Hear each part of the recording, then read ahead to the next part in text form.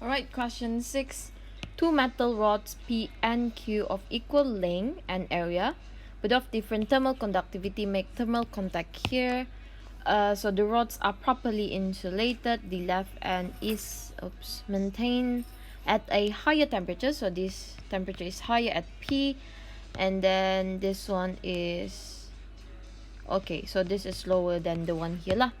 So when steady state condition is achieved, the change in temperature for both metal rods is shown in graph form, which is this one here. So state whether the magnitude of temperature gradient along rod P is less, same or greater than rod of Q. So basically we know that the equation for dq over dt is ka dt over x, and then this graph is showing us about the change in temperature against distance punya graph. Okay, so basically the gradient of this graph is telling us about the temperature gradient. So if we were to look at this, we can see that the gradient at along rod P is greater than rod Q, meaning that the rate of heat flow the temperature gradient, meaning that the temperature gradient at P is actually greater than the temperature gradient at rod Q.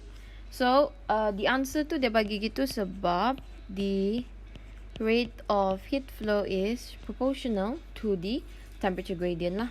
Okay, so they are still greater, P is still greater than rod Q lah.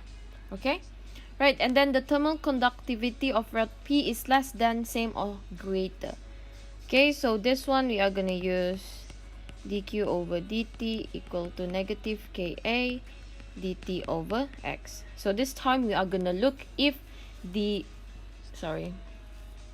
rate of heat flow is proportional to the temperature gradient is proportional to the thermal conductivity or not, macam tu lah. Okay, so if from this equation we can see that the thermal conductivity is indirectly proportional to dt over dx. So 1 dt over x.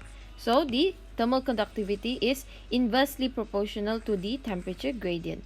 So kalau the temperature gradient is higher, the thermal conductivity is lower, meaning that the thermal conductivity of P is less than the thermal conductivity of rod Q. Okay, boleh faham ah? So this is basically just concept lah. Okay, so that is the solution for question number 6.